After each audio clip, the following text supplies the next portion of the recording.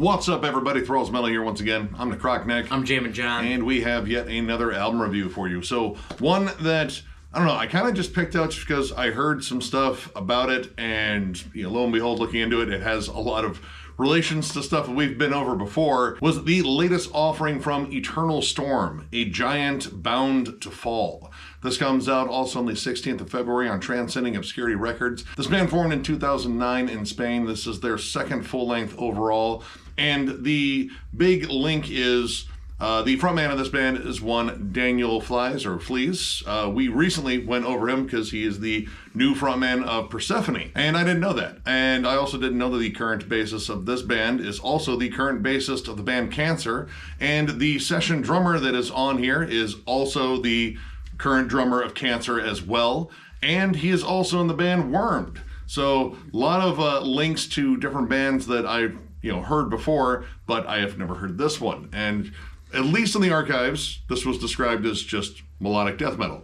And generally when I see that, I think, okay, probably very Gothenburg. That's kind of, what to be expected. A little at the gates, nothing wrong with that. But this is way more on the progressive death metal side. Definitely melodic death metal in terms of it's more death metal side, but way more on the prog side. Yeah, yep. And I actually didn't know any of that until just now. I didn't read his notes, so I didn't know that there were that many people from Cancer, and I knew just because he told me that the lead singer was the guy in Persephone, and I really liked him in Persephone, so there was that.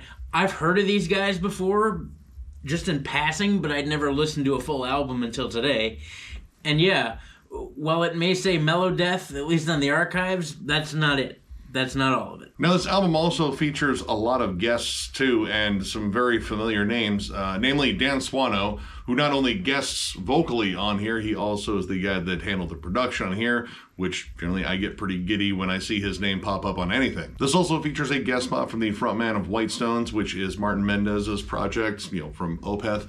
And we have a Svenko sighting on here, too, which I did not expect Sven from Aborted to pop up on really anything melodic death metal. Yeah. I expected him to show up on just gritty death metal stuff. And, well, I mean, he definitely delivers, Sven stuff. So, anyway, it works here. Now, probably my biggest indicator that this was going to be more than just a melodic death metal album was the fact that the opening track, An Abyss of Unreason, is over 13 minutes long. And, yeah, it is an absolutely massive opening track. And, yeah, right away, I mean, I get melody, I get death metal, but I also get a lot of prog metal. Oh, yeah.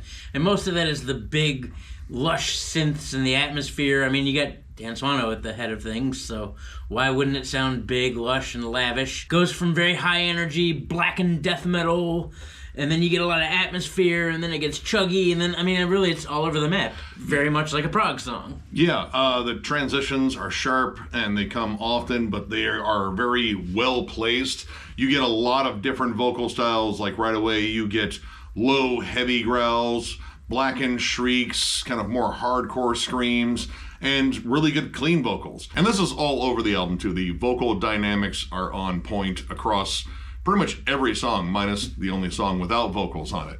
But yeah, the big lush sound on here and the stylistic shifts, this is way more of a prog metal album. In fact, listening to this, there's definitely a lot of stuff on here that is similar to Persephone in a lot of ways, too. Persephone, Opeth, Black Crown Initiate, Paradise Lost. I mean, there's a bunch of stuff all over here.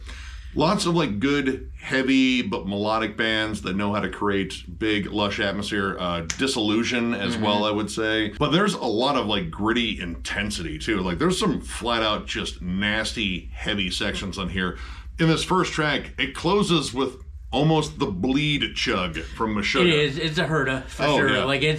It's not the bleed chug, but you could also say it's the bleed chug. Yeah, someone that's listened to a lot of Meshuggah, Decapitated, Fear Factory, and it's definitely that. Yeah, and, I mean, it's just kind of cool to hear all this ebb and flow in here because, well, a big part of this is also the production, too. Dan Swano does a masterful job, and with as many layers that are on here, it really shows his attention to detail in terms of making sure everything has room to breathe. There's a lot of sections where stuff drops out you get like the synths get pushed forward, or you get vocal harmonies pushed forward, and then back to the just layers of just maddening guitars, pummeling drums. Even the vocals are super layered too, but again, that constant vocal dynamic on here really keeps this interesting, and it kind of keeps it almost like a narrative. Like, I feel like a lot of this has like a story to it. And speaking of more heavy moments, the song Last Refuge, I thought actually was pretty much more death metal, or black and death metal at least. A majority of that song just has a solid double time groove to it, and they're cooking with those dark tremolos that I love, and that song pretty much through and through is a heavy jammer. Yeah, even despite the more melodic tremolos on there, it has an intensity to it. There's a lot of blast beats, and they're like almost kind of that Mike Smith sort of like big stomping blast beat. And honestly, the opening riff on it really reminded me a lot of Black Dahlia Murder. Like, specifically A Vulgar Picture. Like, it kind of has that sort of like galloping chug to it. You know, a level of familiarity that I absolutely loved right away. But I like how intense that song is, because this goes back and forth a lot. There's a lot of ebb and flow in terms of like, you know, more intimate, quiet, you know, somber moments, to just flat out heavier than hell, to just kind of doomy and oppressive. It maintains this constant sort of thing with being very melodic, but also very heavy and very intricate. But one of the things I absolutely loved on here, and it's virtually in any moment where they do this, is the more atmospheric stuff. When they kind of drop out and start playing with clean tones and kind of let those synths kind of fill the atmosphere. The song There Was a Wall comes in with some of the most lush soundscapes on the album. Big washy synths that kind of roll over you like waves of cosmic stardust.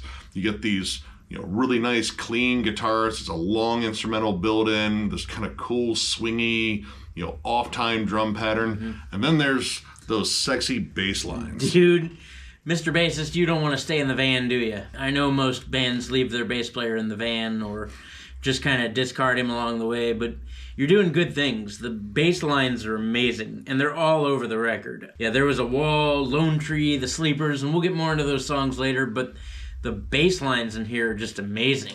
Yeah, I don't know if he's playing fretless the entire time, but there's definitely some moments in here where it just kind of has that kind of slippery, you know, fretless bass sound, and I love that sound. It adds so much. Like, it gives that low end, like, just a little bit more character. Yeah. And this song really opens up into like a big, grand, kind of melodic death doom. But there's like this really interesting contrast in this song, because while the riffs themselves and the vocals are very heavy, and these like, you know, big doomy sections, there is like a lead that comes in that is almost like a, you know, like a ray of sunshine that comes in, because the leads on here, while they are, you know, very technical, very ornate, I feel like they're based more on feel. Yeah, they're very bluesy for the most part. Just the way he slides around the fretboard, and just like the sustain he chooses on the notes. It just, it sometimes it cries, sometimes it squeals a little bit. There's not a single lead on here that I don't like. Yeah, and I kind of like that, because like generally in prog, I mean, you get a lot of like, you know, John Petrucci worship. Yeah. Don't, you know, knock it. Like, you know, that's a guy to worship. Dude's amazing. But I like hearing like leads with like a little bit more feel to them. And again, there's a lot of like emotion across this entire album. I believe a lot of their themes deal with personal struggles. So hearing something like that, I think it just kind of fits in terms of their like overall style. But this is also where the clean vocals really make their presence felt. There are some great clean harmonies across this entire album. But this track here, There Was a Wall, like I feel like the clean vocals just kind of jump out, and you get these big vocal harmonies. And interestingly enough, like the main vocalist that I thought they sounded like was Jerry Cantrell. You know, his frequent harmonies with Lane Staley, he was always kind of the background guy that kind of, he gave it that like, you know, robust, you know, hook at the lower end. Yeah, he's not doing the lead stuff. And it works here because it kind of captures that somber vibe, and believe me, Jerry knows how to capture somber. Yeah, I thought it was a little bit more like a mixture between Jerry Cantrell and Andy Thomas from Black Crown Initiate, although Andy hits those high notes with man, extreme precision. And there's not a lot of high note hitting here, but like just the way they sounded, it was kind of like Jerry Cantrell and Andy Thomas hung out. And even some of this is kind of comparable to Rivers of Nile, which Andy Thomas is in too. Lots of atmospheric tremolos at points. And like I said, when this band gets a chance to kind of open up their sound, when they're not just like beating you over the head with like sick riffs, they really take advantage of that. And again, these big atmospheric sections, they work really well in transition. So you get these really big peaks and valleys in terms of like blazing fast, heavier than hell, somber, quiet. And they frequently use these, you know, like more lush, quiet moments to build into the next transition, which their transitions for the most part are really awesome. The last Refuge and Abyss of Unreason and the song The Sleepers make great use of those longer, more drawn out builds. It's great about building tension into these bigger moments. And they hang on to the riffs too. Like, one of my problems with most modern prog, at least, is that sometimes they abandon riffs too soon and they don't let things breathe and hang out. And in this case, when they build something, usually a majority of the time they hang on to riffs and kind of just expand upon ideas versus abandon them completely. A really good example of that, and actually something else, is The Sleepers and The Void. Two songs that are separate, but they are linked by melodies that repeat in each song. Sleepers has a great long build, again, atmospheric, lush, great bass lines. Kind of along the same lines as There Was a Wall, like big, lush build up to like heavier moments. But Sleepers makes a lot more use of clean vocals. In fact, there's a great clean refrain on there, and this also features Dan Swano doing vocals on it, so you get extra awesomeness on that one. And this song is absolutely beautifully constructed, but as it goes into The Void, how the song fades out on that refrain, the Void picks up on that melody but plays it out in a tremolo. And then as the song goes on, it develops its own character, its own riffs, but then as it ends, it revisits that melody again and the vocal refrain. So I like the fact that there are linking ideas. Like, I usually bring up the fact that I like hearing like bookending riffs. Yeah. Like if you open up with something killer, like that opening big flurry to kind of get you moving and then get into the rest of the proggy song, I like hearing like those kind of things revisited. This one does that, but it also interjects into another song that seems as though it would be completely unrelated. Another cool thing that's on this record is the creative drum work. While there are things like chugs and syncopated riffs in these songs, they're not the dominant driving force. Like, a lot of it is just big, lush soundscapes, or big, like, tremolo moments, and finding a way to fill those areas with more creative beats is sometimes difficult for a lot of bands, but this guy is on it. Especially in the song The Sleepers. The beginning reminds me a lot of Phil Collins' In the Air Tonight. It's got like these big tom fills in them, and it's got kind of that 80s vibe as far as the filter over everything. And then it moves into this really sweet linear snare groove that goes between the snare and the toms. It's got kind of like a march feeling to it.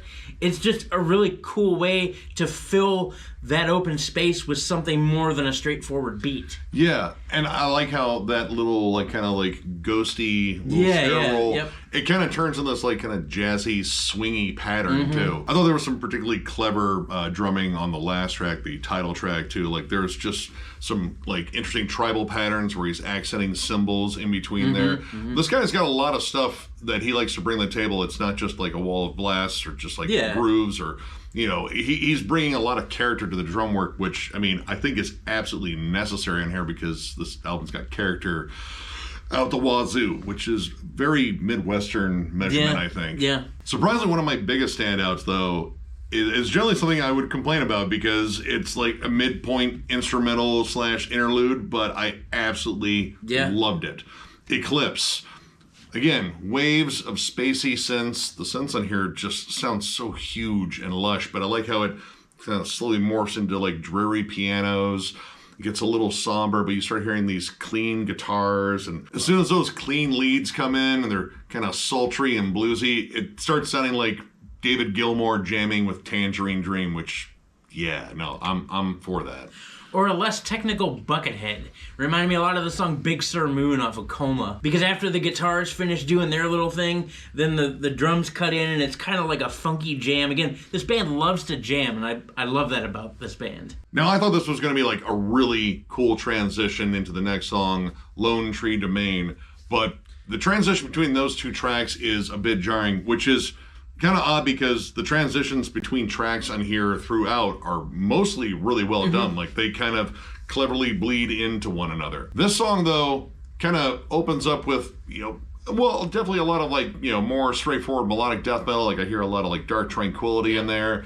But the song feels like a little transition happy, kind of right away. Like within 20 seconds, you hear 4 different vocal styles kind of, trying to play off of one another, but not necessarily like landing a big hook, whether it's like the clean vocals or a harsh vocal. There's some good riffs on there and some, clever leads, but this whole first part of the song feels kind of disheveled, like a little, stitched together. And then you get to the bridge of that song, which is kind of like almost, again, Tangerine Dream, like 80s sci-fi, weird, spacey noise. But the problem is everything post-bridge, while it's good, it's like a whole separate song. Yeah. Honestly, it's like the first half didn't exist for a while. Like that was, kind of like a collection of ideas that didn't necessarily knit together as well. But from the bridge on, it actually becomes like a really good slow building song. In fact, like it almost kind of takes some post-metal dynamics in terms of like building in layers, getting bigger. There's some really cool blackened riffs on there. But by the end of that song, I almost completely forgot about the first half of it, or the first quarter of it rather, because it just didn't link up very well. And there's some other moments on here that, while I think the song was still well done, they just didn't have the same impact, like A Dim Illusion. This one actually features Sven from Aborted on it, doing a lot of like harsh screams in the background. Like his vocals seem like they kind of sit back a little bit. But the song itself is like kind of a straightforward, mid-tempo, melodic death metal song with a proggy bridge kind of sandwiched in between. Feels very Soilwork-ish, like it's got a good melody to it, but it doesn't have a lot of character to it. And a lot of these songs really have a lot of character to it. So in comparison to like some of the bigger songs on here, the more, straightforward ones, I guess you could call them that, really kind of just get a big shadow cast over them. Because for the most part, the dynamics in all of these songs are crazy, and they all transition really well, but there's a couple of, I don't want to call them turds in the punch bowl, because they're still good songs, they just don't hit as hard. Yeah, and everything else in here feels meticulously paced. Like every song feels like it's in the exact spot that it needs to be, especially the last 3. The last 3 in particular, I feel, are just like some of the best songs on the entire album. The amazing somber closer to this, the title track, I think is absolutely awesome. The synths that begin it kind of remind me of Berlin's Take My Breath Away. Yeah, no, I heard it right away. Interesting. Not the worst 80s song, but, I'm not a Top Gun fan, so But I like how that song starts, with its, kind of 80s synth and builds into like this big kind of like Paradise Lost sort of like melodic death doom groove. It's slow, it's lumbering. All the vocal harmonies are great. It's like a lamentation for the world. Like it's just like, this is everything we've been through. We're exhausted. We're done. And it closes out the album absolutely beautifully. So, overall, I'm going to give this record 4 stars. I found it to be grossly entertaining. There's great musicianship. Again, great dynamics. I like the fact that this record jams, and they take time out of making these huge, elaborate songs to actually play with their instruments together. Like, every time they jam, it's funky, it's chill, it's relaxed. It just shows off talent. When this is heavy, it's heavy.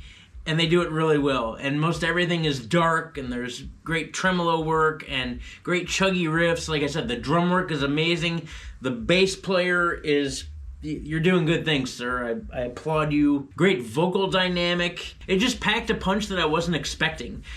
And again, the way that these songs flow with one another and the ebb and flow of constant emotions, it makes for a good ride. While there were a couple things that I didn't think hit as hard, just overall...